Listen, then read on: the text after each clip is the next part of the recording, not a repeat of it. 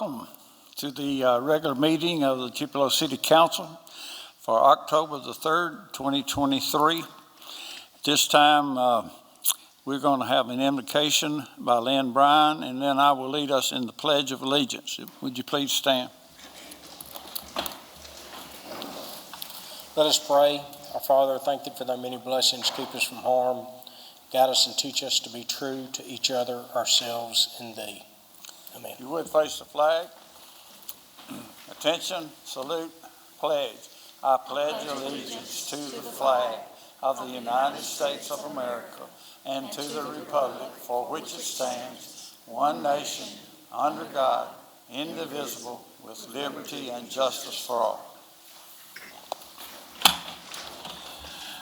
Thank you. At this time, I will call on Councilwoman Nettie Davis to confirm or amend the agenda and the agenda order.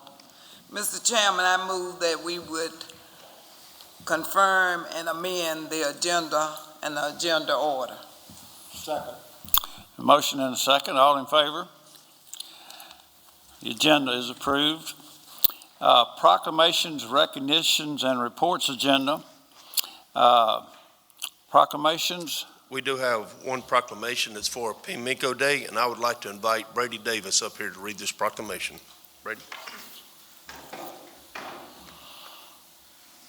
Thank you, Mayor. Thank you, Council. Thank you for the City of Tupelo for recognizing the importance of Chickasaw history to Tupelo, North Mississippi, and the greater history of the United States. Whereas revered Chickasaw leader Pimlico, also known as Mountain Leader, was born and resided in the heart of the historic Chickasaw homeland located in present-day Tupelo, Mississippi from approximately 1750 to 1798. And whereas Pimlico was the most influential and important Chickasaw ally of the United States during the early formation of the new republic, and his leadership was crucial both for the United States and the Chickasaw Nation. Whereas during the American Revolutionary War, Pimlico was given a commission as an officer by President George Washington, and in 1794, he was presented with a Peace Medal by President Washington, both for his service in the Revolution and his invaluable efforts in formalizing peaceful relations between the two nations. And whereas Pimlico and President Washington signed the treaty between the Chickasaw and the United States of 1786, also known as the Treaty of Hopewell, which formalized the Chickasaw Nation's alliance with the fledgling United States government and formally defined the tribal boundaries. And Pimlico, who acted as a Chickasaw diplomat in meetings with southeastern tribes, state governors, and President Washington. And whereas in 2005, the Rotary Club of Tupelo was instrumental in commissioning and dedicating a 6-foot-tall Pimlico statue, which now stands prominently in front of City Hall. And to this day, Rotary continues to work to increase public awareness of Pimlico's legacy and the historical significance in Tupelo and North Mississippi.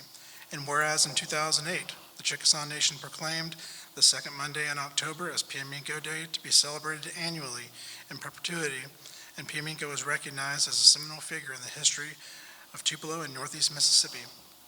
And whereas the Chickasaw and Kana Foundation, along with the Daughters of the American Revolution and the City of Tupelo, will continue to work with the Chickasaw Nation and other regional partners to increase awareness of the importance of Chickasaw culture and history, and preserve, protect, and interpret Chickasaw culture and history in the historic Chickasaw homeland. Now, therefore, I, Todd Jordan, Mayor of Tupelo, Mississippi, do hereby proclaim October 9th, 2023 is Pimlico Day.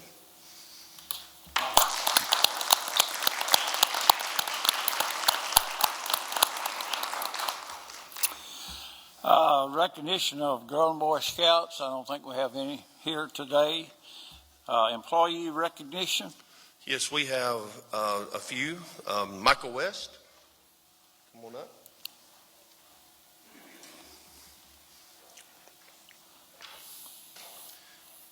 It is with sincere appreciation the City of Tupelo presents Michael West with Tupelo Fire Department with 5 years of dedicated employment.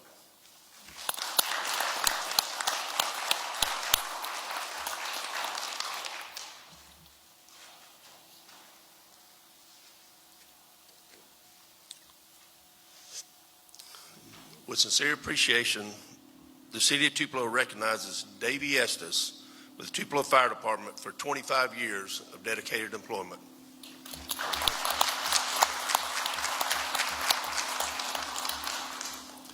We have one more. It is with sincere appreciation, the City of Tupelo recognizes Ben Logan for 10 years of dedicated employment. Come on.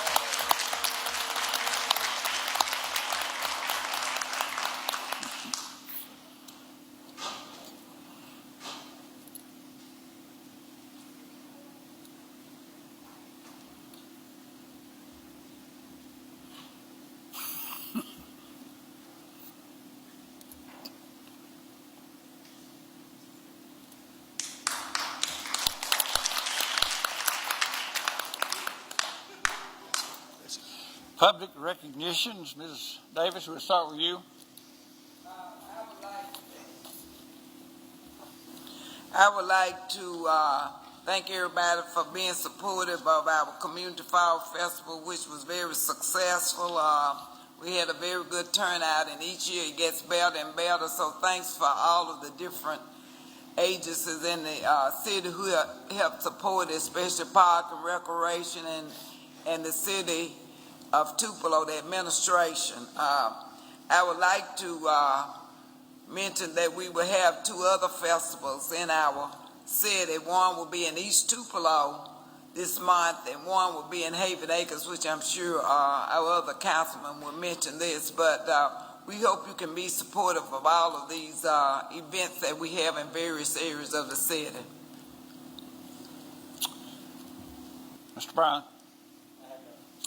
Mr. Palmer. Ms. Rose. I would like to also invite. Twist your. Get your button. Good afternoon. I would like to invite everyone out to the Haven Acres Fall Festival this Saturday. It starts at 12, and jump in the parade line and just represent your families that has been there for years. And that's it. Thank you. I would like to publicly thank Tupelo Public Schools and Tupelo Public School employees for making the auditorium available for our use for an extended period of time during the renovation of the counselor's office or auditorium that they're repairing. But we do appreciate it very much, and thank you for your help. Mayor's remarks. Mr. Beard, could I mention one other thing? We had a wonderful meeting up at Carver School, the AEE meeting, and it was very successful. So many of the teachers were honored for their outstanding work in various projects in the community, and this year was in Ward 4 up at Carver School, my place where I graduated from, and so it was just beautiful. Everything just turned out great, so I want to mention that. Yes, Mr. President, I feel like I'm kind of coming back home. I spent all of my elementary years here, so it's changed a little bit, but not a whole lot. Chili Fest this weekend, Friday night, and then fall into Tupelo. And I do want to recognize Coach Beard at the AEE luncheon last week. He presented 2 awards in his wife's name, so I want to thank you for doing that, Coach Beard. It means a lot to everybody that was touched by her. So Monday is wreath laying, Piamico Day. Councilmember Palmer will be stepping in for me and saying a few words, so hopefully everything will go good there. So I appreciate that, buddy. That's it. This time we'll close the regular meeting and open the public agenda. Public hearings, in the matter of public hearings for lot mowing. Is anyone here to speak to lot mowing? In the matter of public hearings for demolition of properties located at 1505 Hillsdale Drive, 1518 Central Avenue, and 135 Warren Lane. Is anyone here to address those properties? I see none. Appeals, there's none. Citizens hearings, we have none. We'll close the public agenda and open the regular session. Action agenda, routine agenda, and the matter of minutes of September 19, 2023 regular council meeting. Move to accept these meetings. Minutes. Motion and a second. All in favor? In the matter of bill pay, Pay the bills. Second. motion and a second for paying the bills. They were paid tonight by myself, Buddy Palmer, and Janet Gaston. All in favor? I will just mention, and I failed to do this earlier, that Councilman Mims is out of town for a work-related event. That's why he's not here, in case anybody's wondering. Number 6, in the matter of advertising and promotional items. Second. I have a motion and a second. Ms. Hannah, do we have?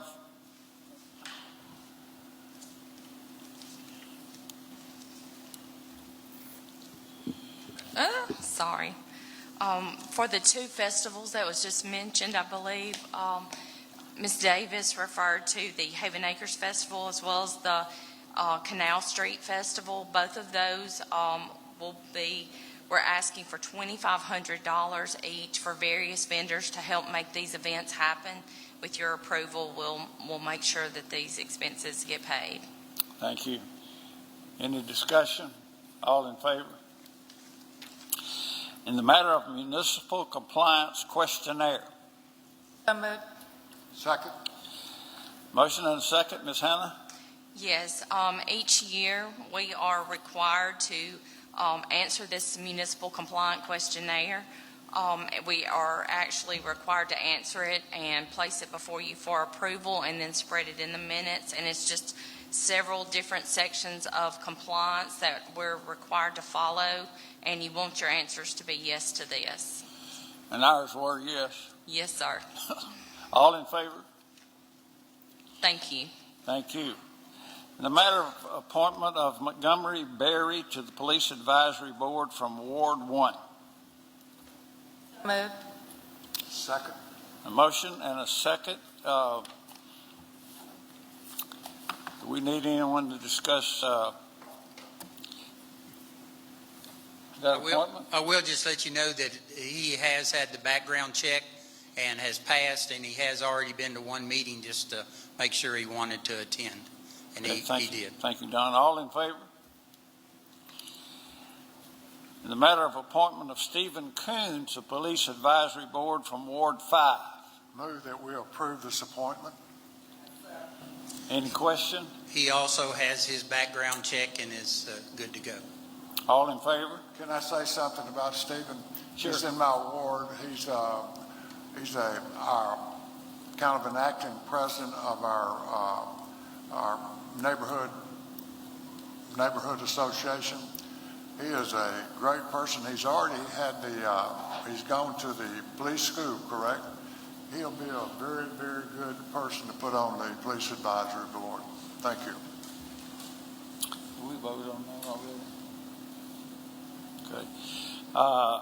Item 10, in the matter of authorizing the mayor and city clerk to execute an agreement on behalf of the city of Tupelo between the Mississippi Department of Archives and History and Belinda Stewart Architects, PA, relating to a historic structures report and engineering report for Spring Hill Missionary Baptist Church. I have a motion and a second. Do we have some discussion on that? Yes, sir. This is just an agreement between Archives and History, the city, and Belinda Stewart Architects that you all approved the contract with to work up cost estimates for Spring Hill toward their renovation of the historic structure. Thank you. All in favor? 11, in the matter of review approved properties for lot mowing. So moved. Have a motion and a second. All in favor?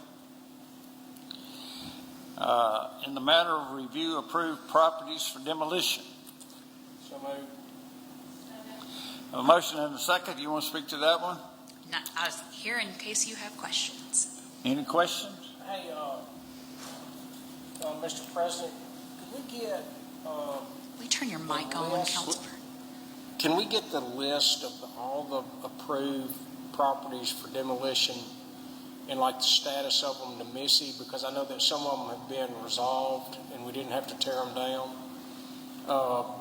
And then the list of those that we didn't have to tear down, so we can take council action to remove them from the list if they're already met the needs of the third floor.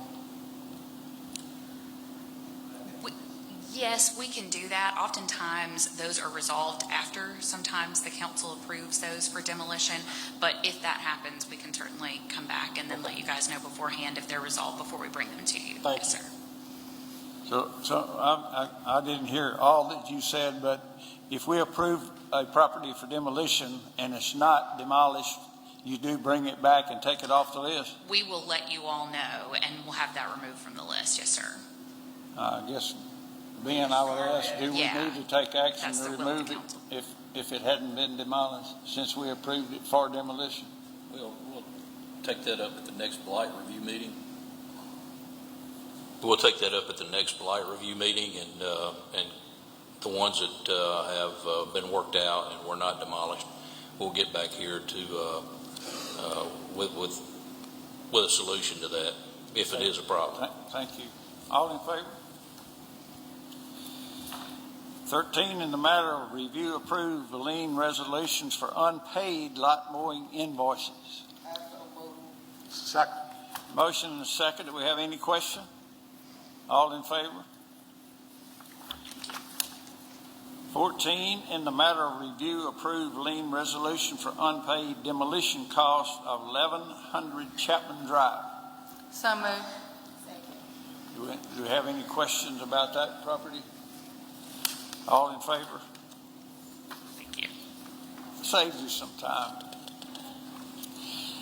15, in the matter of approval of Major Thoroughfare Committee minutes of July 10, 2023.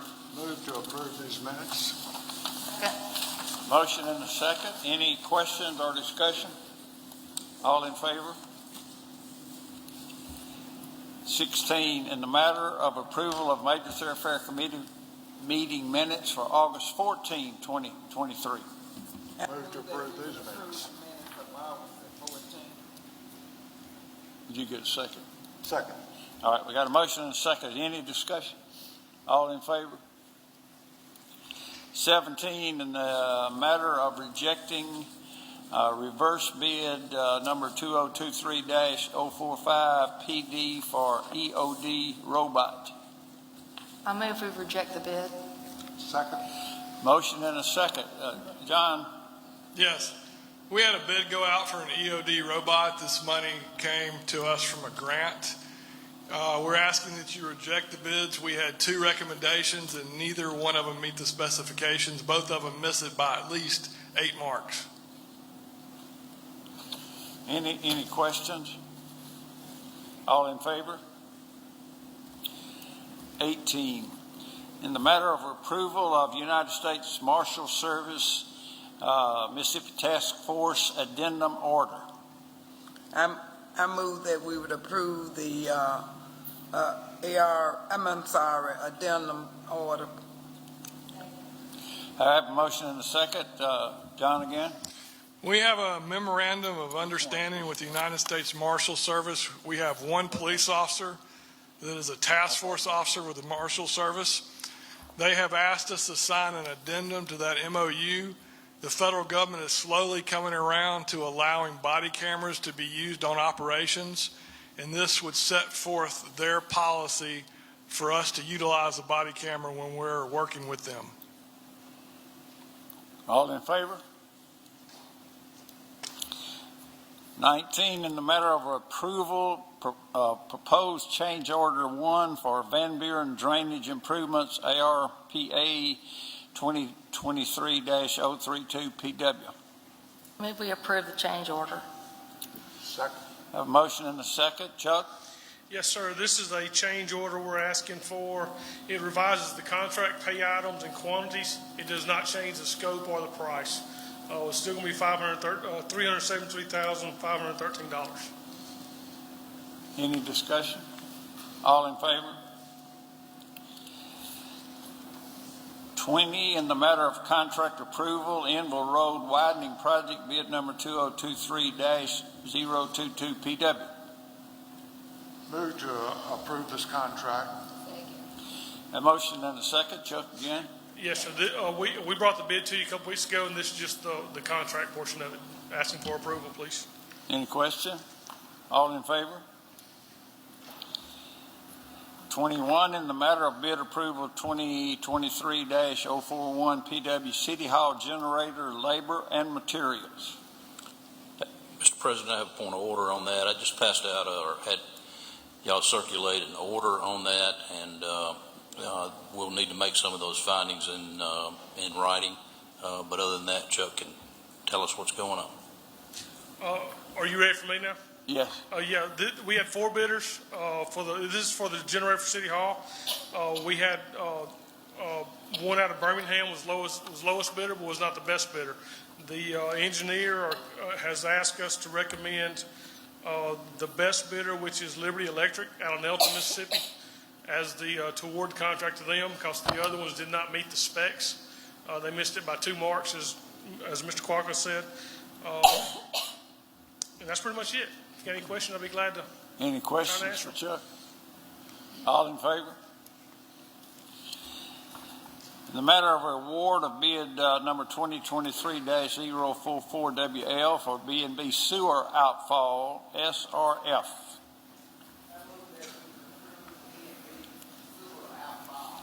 Second. A motion and a second. Mr. Timmons?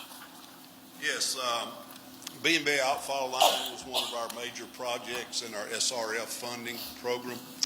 This line would actually start at the Forestry Commission on McCullough Boulevard, and it's a 24-inch line from there all the way to the front entrance to B&B Concrete. The low bidder was N-Score Construction, who is doing another project for us at this time and doing a great job. But I would recommend N-Score to you for $3,356,603.20. Any question? All in favor? In the matter of approval of the Traffic Committee minutes of September 21, 2023. So moved. Second. Motion and second. Any discussion? Ms. Palmer? Yes. First of all, I want y'all to know I'm not for marijuana. I've never, back in my day, marijuana wasn't a big thing. But This is the next one, Palmer. This is Traffic Committee. Oh, good grief. All right. Well, anyhow. I've got to speak a little clearer. Smoking marijuana. And buddy, I don't care for marijuana either. I appreciate it. He may be on it now. It sounds like I'm on it. We made a motion and a second. All in favor of Article 23. 24. In the matter of approval of an amendment to the City of Tupelo Employee Handbook Policy 608, Drug and Alcohol-Free Workplace. Do I have a motion? I'll make a motion. Have a motion and a second. Mr. Reed. Back last year in the 2022 legislative session, the Mississippi legislature enacted the medical cannabis ordinance that created the Mississippi Medical Cannabis Act and allows users of medical cannabis to use it for medicinal purposes. So now that medical marijuana is now legal in Mississippi, we needed to amend our employment policies to address it as far as employment matters goes.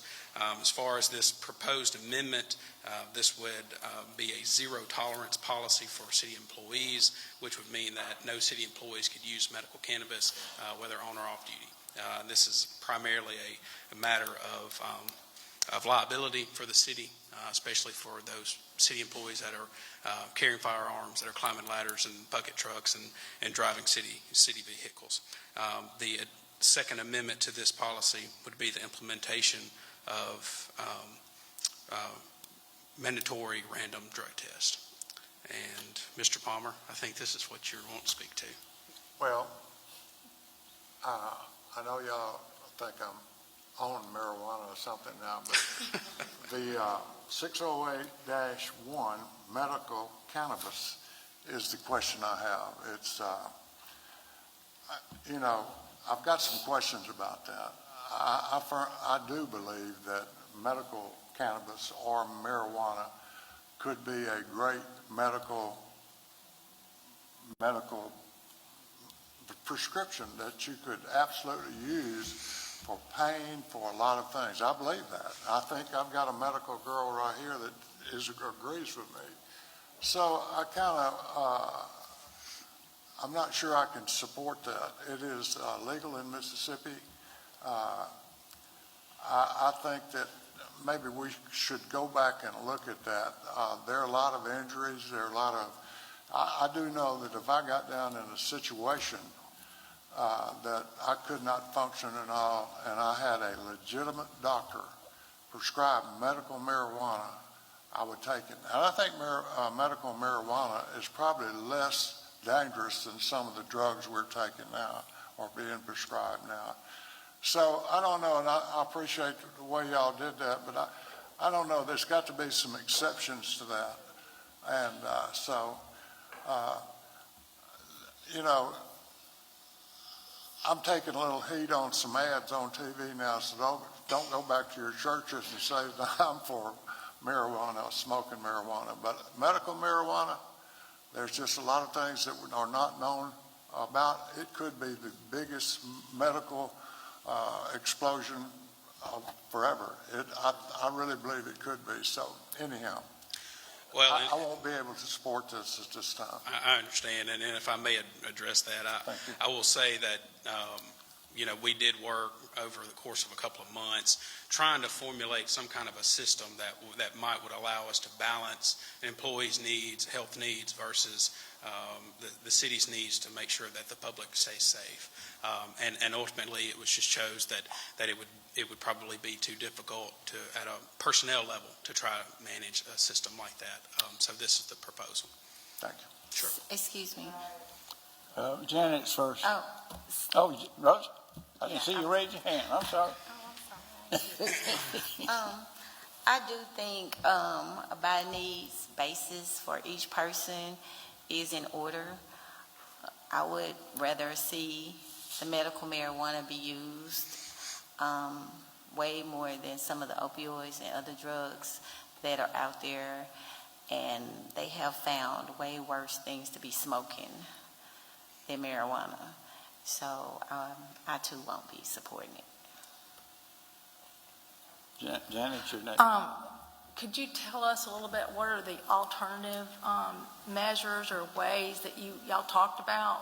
Obviously, this isn't, you know, the only thing you discussed, because like if you are in a situation where you are, for example, taking it for anxiety or sleep or whatever the reason is prescribed, and you know, if you do it at night, you were saying yesterday that if you got drug tested the next day, it would still be in your system, and you would lose your job.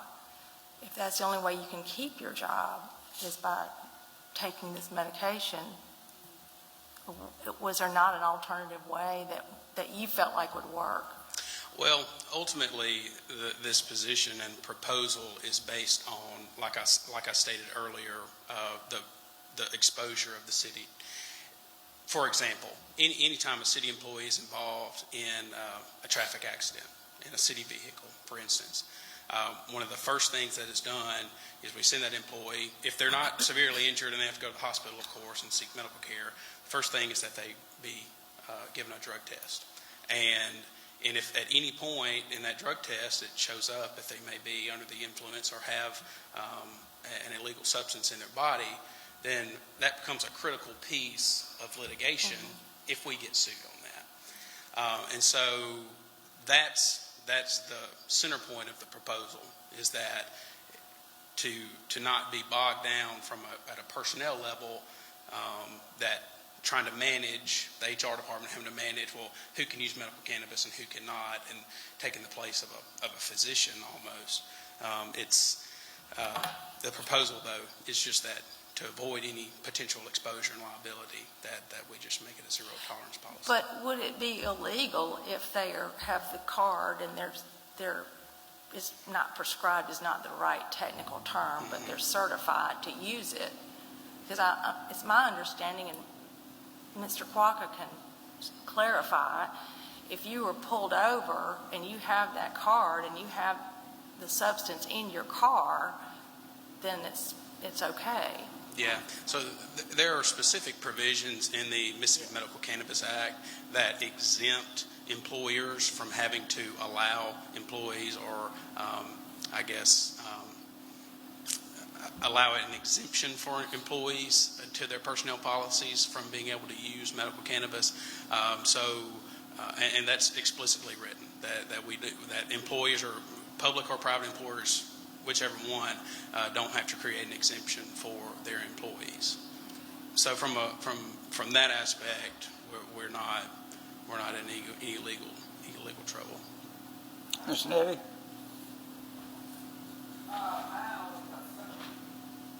My only concern is that we set up some strong regulations when we voted on the medical marijuana, and I thought it was supposed to be for people who actually needed this. And it's like any other medication, there are other medications that could affect them while they're on the job site. So if they have that legal card, it's a problem with me supporting, saying they can't. Is it like saying they can't use medicine while they're at work? If it's in that system, they may take it before they come to work.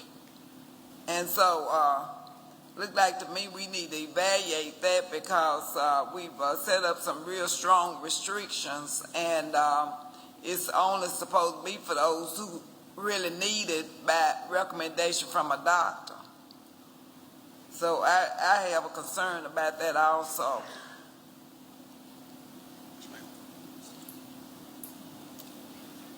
Anyone else? Mr. President, in looking at the two sides of this, it's certainly, we can't say that the disability that you're getting it for would keep you from doing some jobs. But a lot of the jobs that you have, we can't have, say it's for anxiety. That is the police, you can't have anxiety and be a policeman, okay, to an extent that you would be disabled because of that condition. We can't have guys climbing up poles when it's raining, thunderstorm, and, they were at the house using utilizing their marijuana because they're and doing that. They fall down and get hurt, then we have to pay them a bunch of money because we called them out. It's just, there's no real way, because of the nature of marijuana, takes about 30 days to get out of your system. And we did it in the military. We were in the National Guard. We didn't go every day. We may have smoked marijuana 3 weeks before, but we show up at drill and have a 100% test, we're out of the Guard. Certain critical positions, police, fire, heavy equipment operators of automobiles, there's really no way to know whether or not, you could get a DRE expert, which, John believes in them. I think they're kind of like witch doctors. But to see if you're under the influence of that or you just have it in your system, it is unmanageable from the employer standpoint to have, somebody that's not driving a city vehicle, that's not in a critical position, they can smoke marijuana with a card. But the vast majority of folks can't. To allow them to do that puts the whole system at risk on the other employees. So I would urge you either to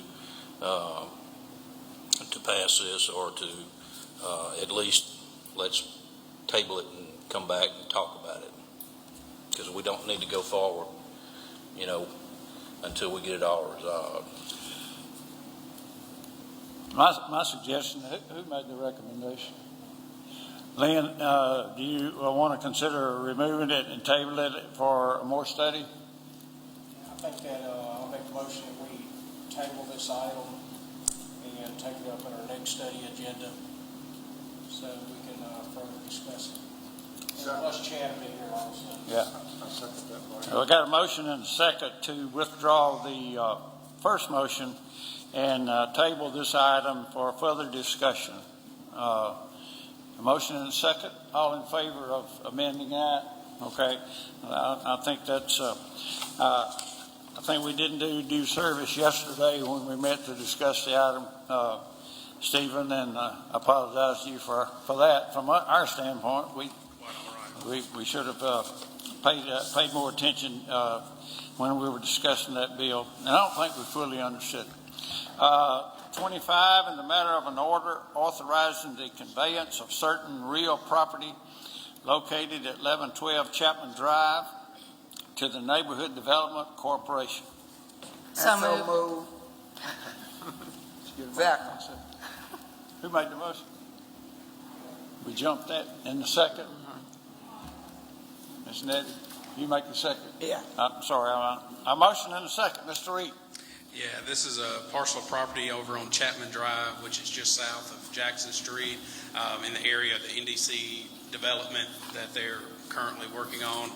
We bought this property back in the spring of last year, I believe, and the recommendation is that we donate this property to NDC so that they can construct a house on it and get it back into the market.